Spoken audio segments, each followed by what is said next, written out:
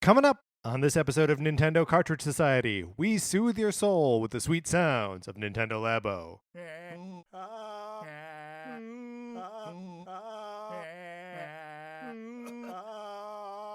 It's dangerous to go alone, so the Nintendo Cartridge Society goes with you.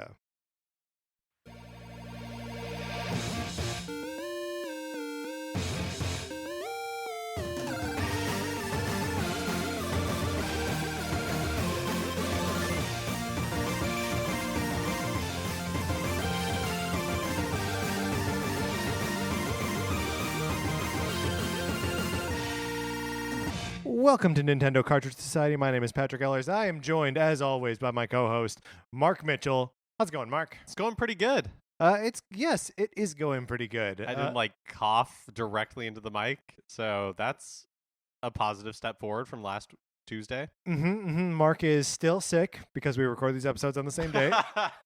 So it's been although it half would an be hour and you're still amazing if I was miraculously cured. That would be great. I mean, we've been pumping you full of drugs all day and saying, Mark, get to work folding these pieces of cardboard. We've got to play with a little piano and a remote control car.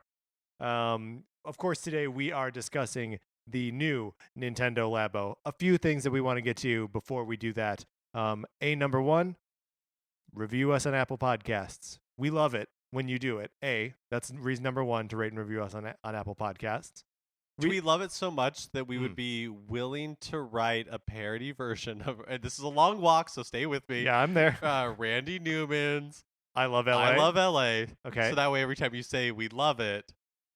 Sure, that we can just play We love it. Yeah. We can do that. Sorry, but we had to write a parody version. I guess I'm not sure why that part's necessary. We could just play a clip of Randy Newman's I Love LA. Yeah, let's just do that. All right. That's what we're going to do. Also, we're not going to do that. But that's reason number one. We love it. We love it. We love it. Reason number two is if we get 50 reviews on Apple Podcasts, which is still what it's called. I hesitated for a second there thinking, wait, are you supposed to call this iTunes? I'm not. We can possibly go to E3 this year, walk around with big O press badges. I assume they're larger than regular badges. And, get our hands on some games and then come back here and tell you about them, which I think is fun for us and maybe fun for you. Mark, do you think you'll have fun? Yeah, for sure. And the third reason is, for every review we get on Apple Podcasts, one of us gets $50. It might be we don't make the rules. We don't make the rules. It might be me. It might be Mark. It might just be someone else who's been on this show or been in the room when the show has been recorded before. Oh, it's like The Box. That Richard Kelly movie with Cameron Diaz and I am not familiar with The Box. Is it like The Ring? No, I think it's based on a short story. But basically the idea is you press a button on the box and you will get $1 million, but somebody you don't somewhere know in the universe dies. But then they do it and it goes bad. Well, of course, someone dies. Reason number 4 is if you rate and review us on Apple Podcasts, no one will die because of it, right? In that way, it is not like The Box. It is not at all like The Box, or The Ring for that matter. All right, we're going to get into talking about LABO, but we've got a few things to cover up from last week. So here is an extension of our discussion on the Game Boy Classic Edition games list.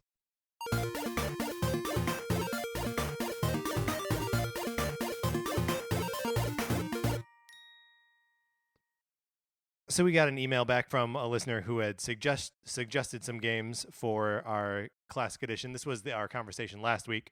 We went through and Mark and I came up with a pretty good list of 20 games that would go on a Game Boy Classic Edition.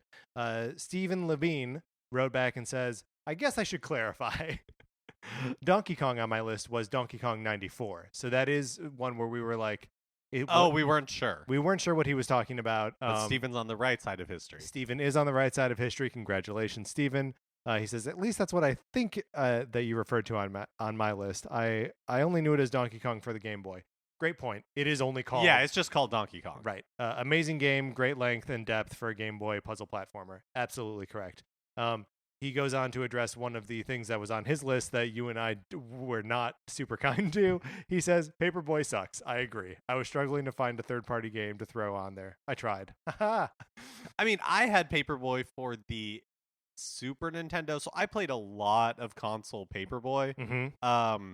And maybe the reason I think partly it sucks is because I could never get very far in it. Yeah. But the Game Boy version really blows. Yeah, I mean, it's just on a tiny screen. It's like that game's hard enough. The game's too hard, and it feels so much like Back to the Future 2 to me. 2 and 3, parts 2 and 3. Do you know what I'm talking about? This game, this NES game. That's only because you've brought it up before. I apologize. No, I'm not angry. It came across as angry. I'm angry. I'm angry now. We also had Daniel Martinez on Twitter get in touch with us to add his 2 cents as to what 15 games should go on a Game Boy Classic list. And this list is just too eclectic and too strange to ignore. So let's roll through these real quick. Legend of the River King on Game Boy, which I think is like a Harvest Moon style game, except you're like a fisherman. That sounds awesome. Lock and Chase, no idea. Mr. Do, which stars a scary clown. Mr. Nuts, which I assume also stars a scary clown. Or a scary squirrel. Mm-hmm. Ninja Boy 2, Ninja Taro, Nintendo World Cup, which we looked up is a soccer game. By the way, we had to look up, or either we had to look up or would have had to look up most of these games to know what they were. Roland's Curse 2, Snow Brothers, Solomon's Club, Tailgater, Teenage Mutant Ninja Turtles 3. I think I only played the first 2 Ninja Turtles games on Game Boy, but I assume the third one is at least pretty good. Tetris Blast, which is a great choice. Tiny Toon Adventures 2. I had the first one on mine, but I think they're both equally good games. And Word Zap, I apologize. I love this list. It's so tailored to like one specific person. That's awesome. It's also, I feel like such a... Remember how at the beginning of our conversation last week, I was like, what I would ideally want would just be for this thing to be groaning with games, just so full of games that you'd never be able to play all of them. Those are the kind of games that I would be excited to be like, oh, I'm going to spend half an hour playing this and then never touch again. It'd be perfect. He added a second tweet to say, if I could include any game, I'd also include these. Adventure Island 2. The Adventure Island games are fun, so like I support that.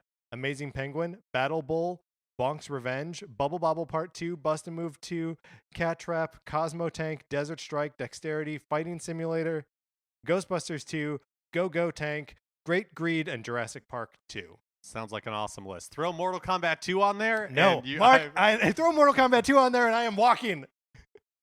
And we are done with the show altogether. There are a lot of weird sequels on here, including Ghostbusters 2 and Jurassic Park 2. Jurassic Park 2, man, that's crazy. And then we got one more email this week that I wanted to address. It is not Game Boy Classic related, but it's from our good friend Jason Hetley, my good friend Jason Hetley, who has written into the show before. He says, here's a question. Does your right Joy-Con activate your Apple Pay when your phone is near the IR sensor? Mine does. I'm not sure whether to be concerned, intrigued, or both. Hope your spring is treating you well. Talk to you later. Jason, your homie. That I haven't tried, but that actually kind of makes a weird amount of sense because your Apple Pay is just working off of an NFC reader, which the right Joy-Con has to read Amiibo. Yeah, so it may not be the IR sensor. Me if it if the NFC chip inside the right Joy-Con is triggering Apple Pay. I would be curious. Did you just look over to your phone, which is sitting on top of my Switch case? Yeah, because you have a right Joy-Con right here. Oh yeah. I want to see if it's not on at the moment. But right. Here, let's try. Well, we can try this out another time. That's true. We don't need to do it live on the mic. But it may not be the IR sensor, and it is probably the NFC reader, writer. Which is the same way that Apple Pay works. So I've not heard of that happening to anyone else. And no, it's not but to me. That's awesome. I guess it's awesome. Should he be intrigued or concerned or both? I think intrigued. I don't think you need to be concerned. Yeah, Nintendo's not savvy enough to steal your money this way. I don't even know how they would, unless I don't even know how that would work. And they certainly wouldn't get away with it Mario would never let that happen. All right, Mark, let's get into our discussion of Nintendo Labo.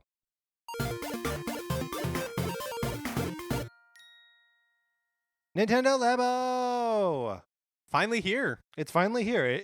The 420 came and went.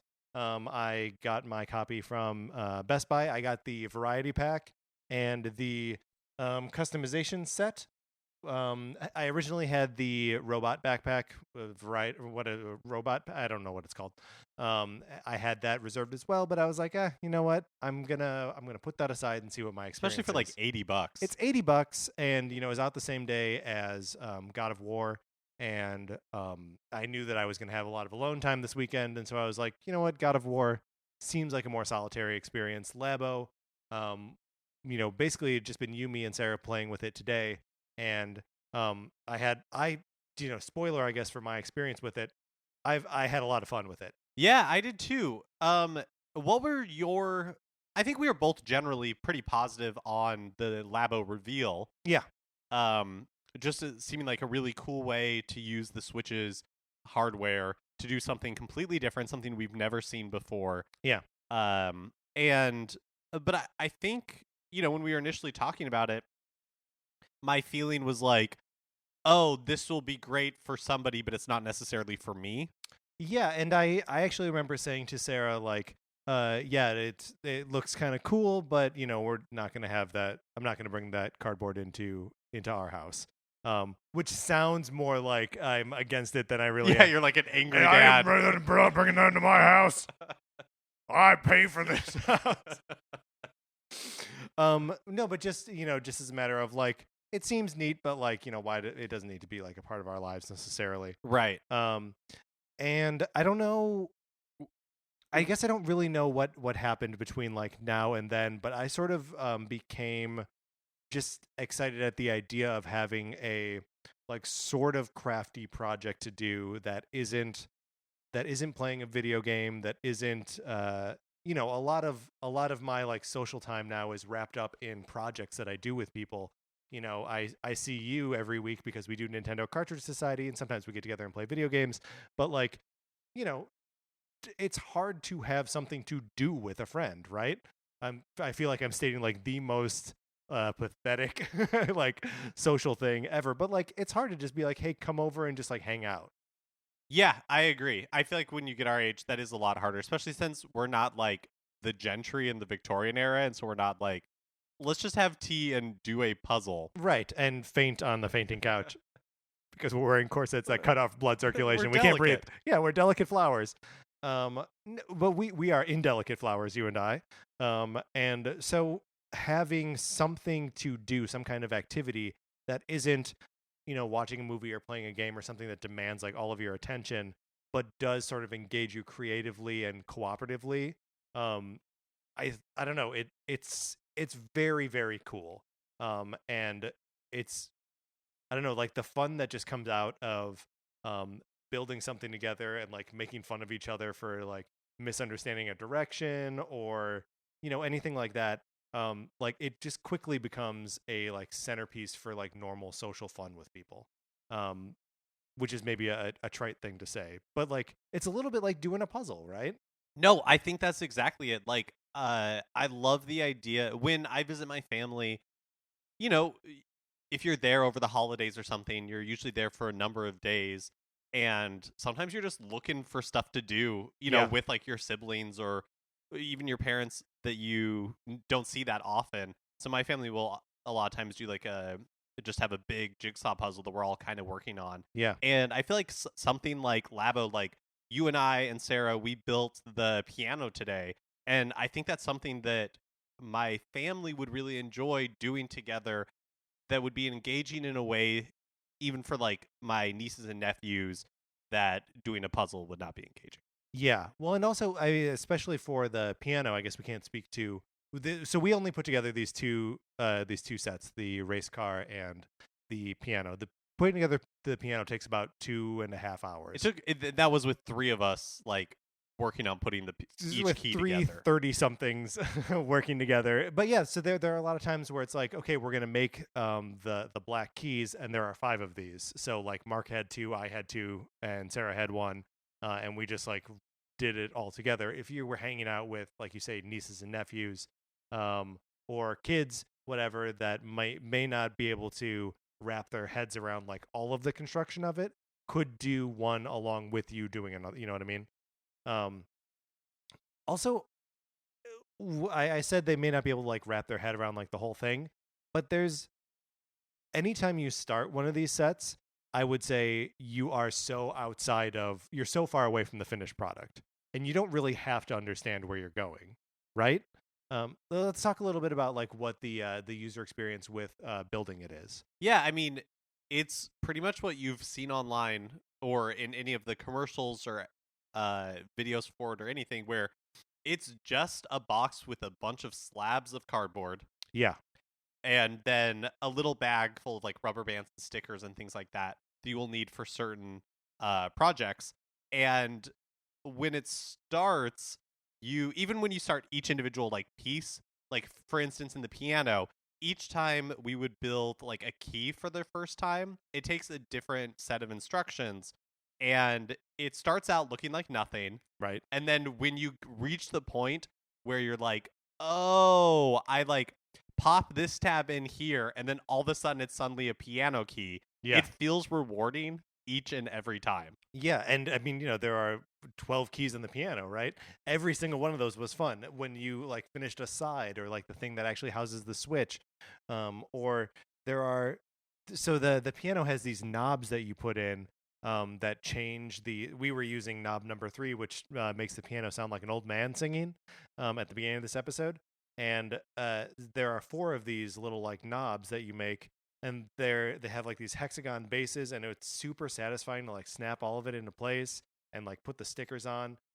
It all feels great. Yeah, the build quality is really good. So when you're like putting pieces together, when something's supposed to snap into place, it usually does. Yeah. Like there's like a very like satisfying like locking sound, and like feeling that lets you know that, oh, I'm like doing this correctly. I really think one of the biggest aspects of this that Nintendo nailed is the interactive instructions. Yeah. Let's talk a little bit about the instructions, because I do think that it's almost like revolutionary in its presentation. Yeah, it just comes on a game cart, and you choose the project that you are going to do, and it's all done with touchscreens. You can use the Joy-Con, but a lot of times they're being used in the thing you're building. Right. I wonder if we could put it in the dock and have just the instructions up on the TV and like page through them with a Pro controller or something. Oh yeah, you probably could, but it's really neat. Basically, it's what IKEA should be doing. Yeah, absolutely. For when you're constructing, like it's a step-by-step instruction that you can control the speed. But more than that, it's not just a video that's playing.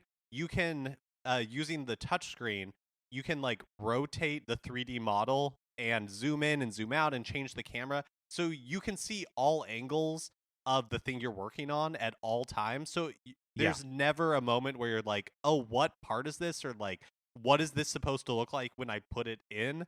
Because you can just like rotate to that part of the model and zoom in on it very intuitively, and you see exactly how everything is supposed to fit together. And I feel like the game is really good. The instructions are very good at like anticipating what mistakes you might make. To say like, when you put it in, then be like, make sure that this little tab is on this side of this thing. Oh yeah, be super careful when you're putting like this thing on. Right. Double check to make sure it's facing the right direction. And I feel like that's the kind of thing, back to IKEA, which this did feel a little bit like you got a new table and you're like, oh, let's put this together. But like with IKEA, I've gotten furniture that, I've put a drawer on, or like started it backwards or something like that. And sure, it shows you like which end is supposed to go which way, but it's like the people that make the IKEA instructions are just like, that's the way it goes, put it together. Whereas the LABO is like, this is the way it goes. Here's an easy mistake that you may have made. Don't make it. It anticipates your like pain points, or your little areas of friction, and like addresses them for you already, which I think is super user friendly. And like, there was no point in this where I was frustrated. No, it was fun.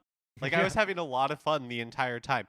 which I wasn't really expecting necessarily to do because I was never like a Lego kid. Like I never had the patience Yeah. for that sort of like putting things together, making sure that everything is in the right place, or if you like mess up, then it's not going to work or it's not going to look right. Yeah. Like that was never any fun for me. So I wasn't really I kind of felt like, oh, Labo isn't going to be something that I'm going to enjoy.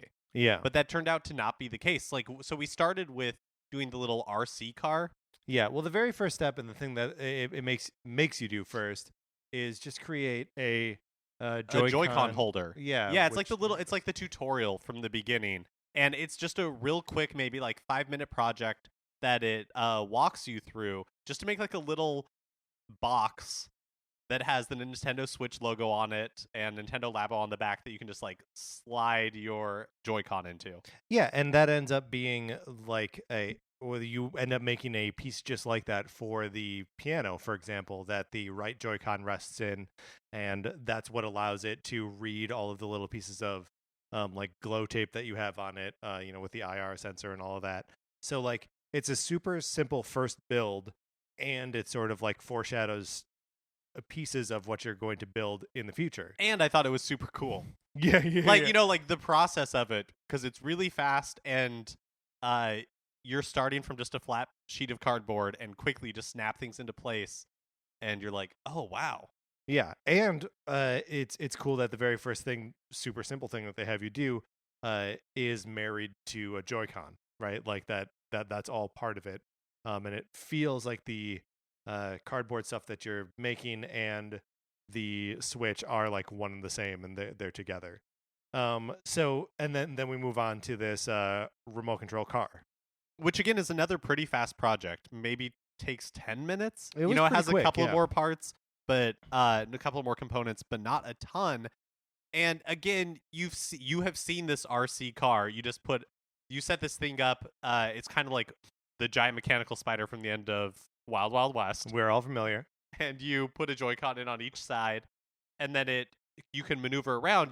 It uses like the HD rumble, and you've seen this in all the Labo commercials, and you're kind of like, yeah, that's neat or whatever. But when you actually do it and you accomplish it, we were having so much fun. Yeah, just like making the thing scoot around on the floor.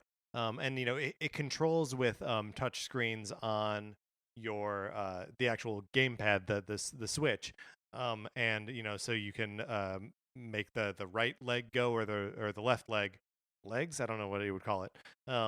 And it just kind of scooches around on the floor, and you have the Joy-Cons slammed into it in a way that you can see like a feed from the IR camera. So like it's tough and like it's slow, like the refresh rate is low on it. But you could sort of navigate this thing in a room where like you're not, right? We set up a little race course with a amiibo and had the car kind of like navigate between it.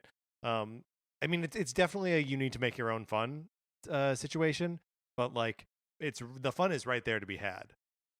And then just to sort of expand on like our experience with the remote control car, since I also got the customization set, I was like, let's put some of this to work.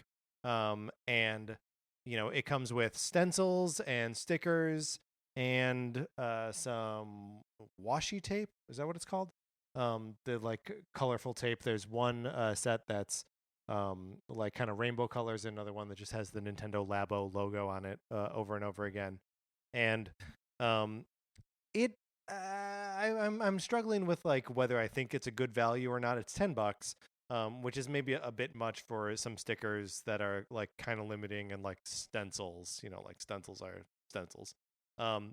The tape is cool, and I actually plan on using it on other stuff in the future, and not necessarily on other Labo. But I put NCS, our show's initials, on the top of the remote control car. Made the front of it look like a little froggy face, and then drew some cool flames on the side of it to show how like fast and cool it is. Yeah, anything you build with Labo can be customized. Yeah, I mean it's cardboard. So, but like I also wonder about like I don't want to. I love the way the piano looks. Yeah, everything you build is surprisingly cool looking. Yes. And like I don't want to mess with that. I don't want to mess with like the simple beauty that is this cardboard piano thing. Well, you would think that because it's cardboard, and not every time when you're building something does it feel the most like tight. Yeah. Like we built how many keys? Like 15 keys or something. Yeah, 12, but yeah. 12 keys, and 13. like probably like one or two of them. When I was doing it, like it was a little bit wonky or tilted to one side or the other. Yeah. But when it all comes together, like they did a really good job of making it look polished and not just cardboard. Yeah. Well, and when the pieces do need to fit together in like a very specific way, they'll like add little like almost like washer things that fold in half and just use. It's amazing to me how well this thing uses just the resistance of like a folded piece of cardboard to like just as resistance, I guess. So in these cases where you fold like a long washer and then like jam it in somewhere, that that kind of stretches out that sort of space between and makes everything fit together tightly. So like yeah, there are some parts where like if I want to just pull some buttons out of the toy piano, I can. Nothing's like glued down or tied down or anything like that. There's one rubber band in the piano, but other than that, it's all cardboard. Yeah, that blew my mind because I just assumed like the keys and everything would have some sort of added resistance. Yeah, and when there is added resistance, but that resistance is just the cardboard. It's just like the strength of the fold. So I do wonder if some of that is going to give way over time. That like it just will get used to being folded.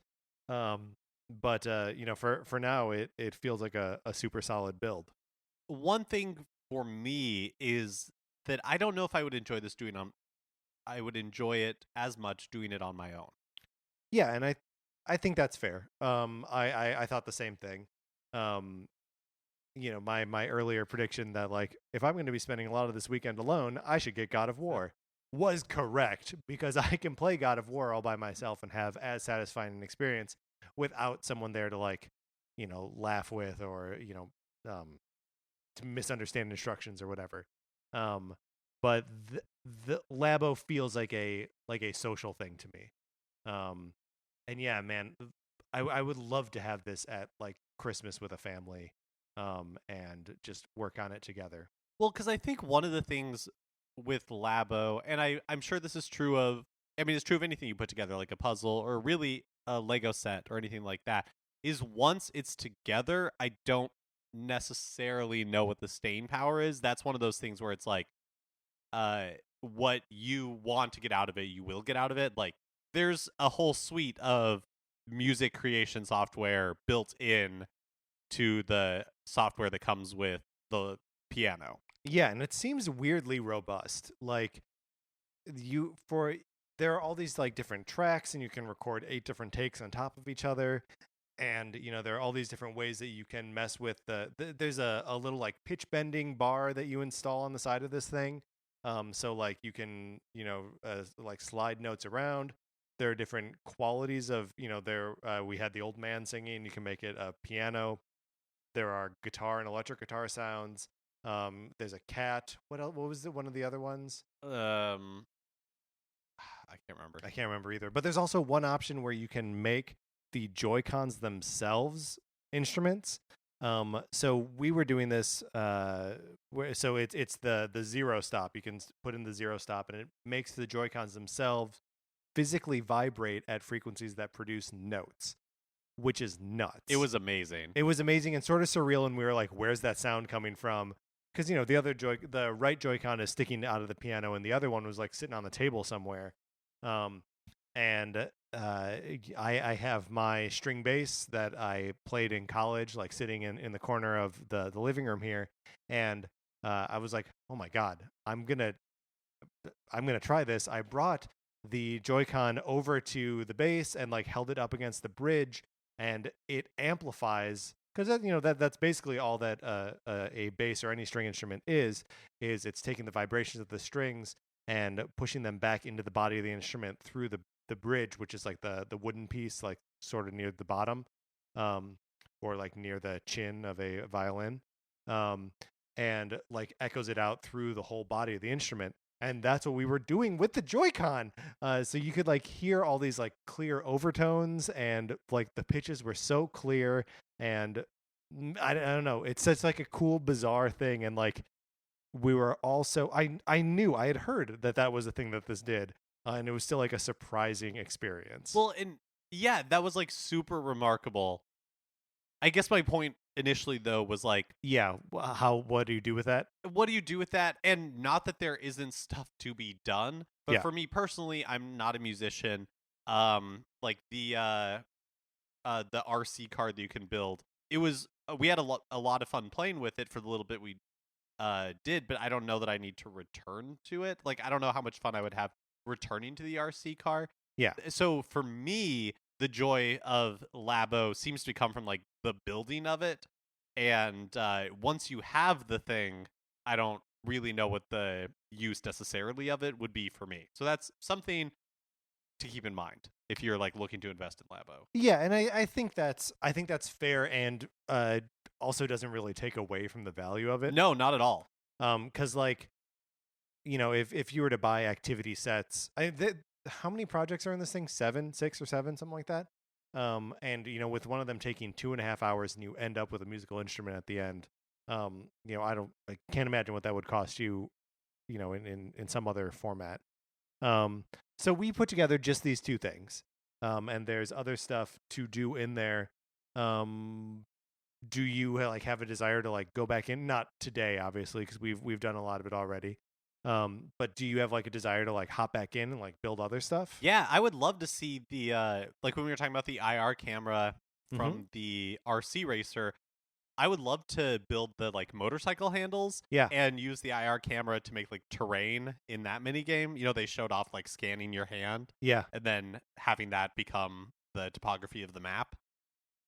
Something like that sounds awesome. Yeah, and I'm also really I really want to put together the fishing pole thing, because it has like active feedback. So like as you're playing with it, like it pulls back. Which seems super cool. Like everything about this is just so like tactile and real, that it's sort of, I don't know, I don't think it's replicated anywhere else like in video games right now. This has also piqued my interest on the like Robo Kit. I know. I know. But my hesitation with Robo Kit is my same hesitation that, not hesitation, but the same thing I was just talking about is like, I think it'd be interesting to put the Robo Kit together, but then once it's together and we've done it for like 10-15 minutes, right, what happens? I don't know what that? the plan B is, you know. Yeah, what else it is. I mean, the thing that's cool about the you know, the remote control car here and the piano, like the remote control car is so small, and like I've colored it now, so like it's a thing that I like and will like having in my home. And the piano is a piano. Like, it looks so cool. It looks really cool. Like, even just having the piano set up in your house, yeah, like on a shelf somewhere, will look cool. It will look cool. It's sitting on like our recording table right now, and it's making me happy just sitting there. So like yeah, well, like, what are you gonna do with like this robot backpack and like visor and stuff? You gonna like hang it up? Like, you gonna get like a dummy and like put it on there? Like you're Batman, you go down to the Bat Cave, and there are these things in like glass cases, and as they like release better versions of it, yeah, they just keep getting more Robo Kits. But that being said, like, you know, they're releasing this in April. If this is a success for them, I would love to see what like round 2 of this variety kit looks like. Yeah, we were talking about this a little bit before we started rolling. I think it makes sense that they launch with just these 2 kits, and probably have others in the works or even ready to go. But really want to get these into people's hands, so that they can understand them and then like have an opportunity to sell like a second set. I would be interested to see like how successful the 2 kits are in comparison to each other. My guess would be that the variety kit is more popular than the robot kit. A, for price reasons, and B, because like bang for your buck. Yeah, bang for your buck. $80, man. For the robot, and 70 for this. 70 is kind of a lot. 70 is a lot. But it's only $10 more than you would pay for like a regular video game. Yeah. And you are getting something physical with it. Yeah. And it's going to take, I don't know, like it feels worth it to me. Yeah, it feels worth it to me. The $70 feels worth it. Also, $70. If you are, a Gamers Club Unlocked or whatever it's called at Best Buy, then you get 20% off whatever the game is, whatever the game's price is. So, that knocks it down to 17, 20, 14, it's like $55. Makes it less than a full price game. But yeah, I really can't. I want to talk a little bit more about what kinds of things we would like to see from LABO in the future. We were talking about how it's interesting that this isn't like branded with any Nintendo IP. There's no Mario on this. There's no Zelda on this. There's no Yoshi. Is that something that we're happy with? That we want to see these things be like LABO is its own brand that isn't related to Nintendo, or would we want to see kits that kind of steer into that? I like that they launched without any of like the IP on it.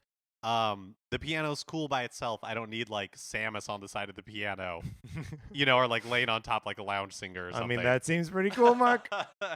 But in the future, if they wanted to bring out a Zelda kit where I'm building the Master Sword or something like that, I think that'd be cool. Yeah. Make it like a part of it, but not the whole. Yeah, sure. Yeah, I think I agree with that. I would also just be happy for it to be its own thing forever. Right, or if they want to make like an accessory kit that has like Mario stickers in it. Oh, a customization kit? Yeah. I mean, really, this is also something that we talked about. I would love for future releases of Nintendo games or Switch games to just come with a sheet of stickers for you to use on LABO or whatever. Like how your girlfriend Sarah was bringing up, like the Apple includes Apple stickers in all of their products. Nintendo, you should do the same thing. Yeah. Put a Mario sticker in every Mario Odyssey. You'll sell more physical copies that way. Yeah, fractions of a penny. Yes, and then we'll all that brand recognition. We'll all be happy, and we can put it all over our Nintendo LABO, increasing the value of our LABO to boot. I mean, it seems like a no-brainer. Were there other things that you would have wanted to see, like in the customization kits, or?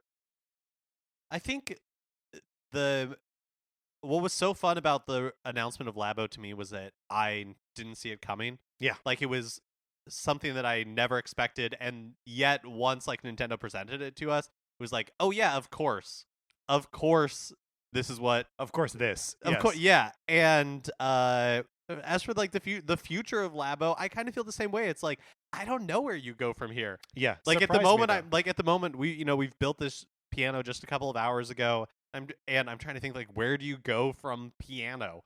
Where do you go from functioning piano? And I can't get there, but it's exciting to me knowing that Nintendo is working on that. Yeah, absolutely. And also, I can't wait to get like back into this thing and just mess around with the piano software.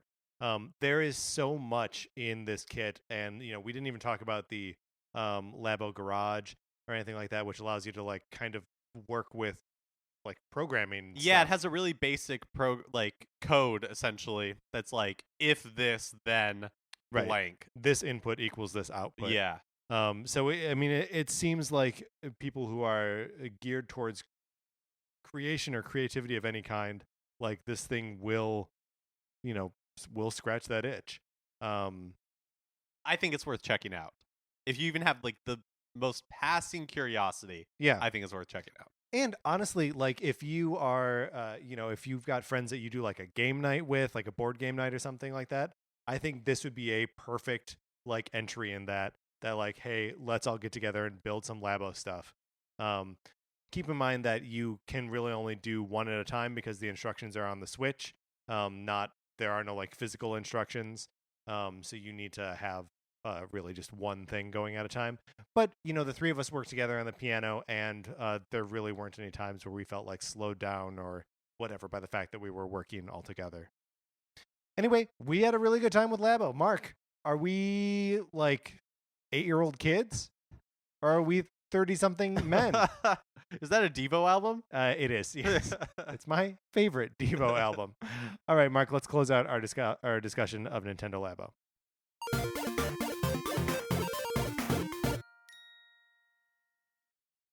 If you've got questions or comments about Nintendo LABO, did you pick it up this week? Did you play with your kids? Did you get the Robo Kit? Yeah, would love to hear about the Robo Kit or about even adventures building anything else. especially if you've got kids. I would love to hear how they're responding to it. Mark, what do you think is like the bottom age range that would like make sense to be playing with this? Oh man, that It's tough because we don't actually know. We don't really know that many children. I'm gonna say 6. 6 is probably the bottom, and then that the piano would be a little tough. 5 with a lot of supervision. Yeah. And then older. From there. If you have kids, we would love to know if they played with this, if they're interested in it, if they're excited about it, if they were frustrated by it, whatever. You can email us at Nintendo Cartridge Society at gmail.com. If you think we're lunatics for spending this much time talking about what we have obviously expressed as a child's toy, you could write to us also Nintendo Cartridge Society at gmail.com. Remember, please rate, review, and subscribe on Apple Podcasts. It helps us tremendously, and maybe we get into E3 where we can talk about other things. And somebody you know doesn't die. That's right.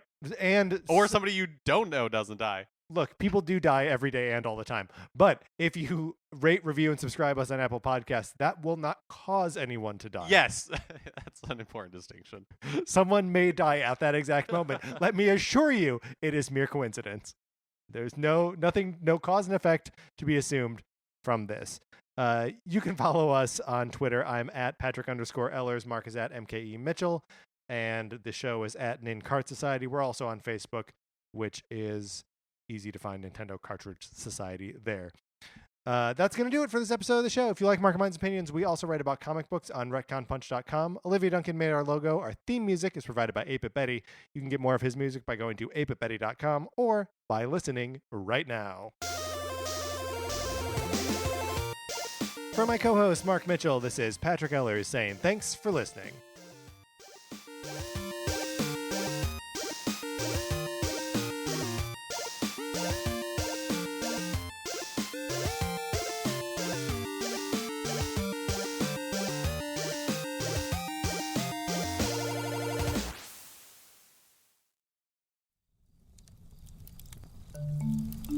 Campfire.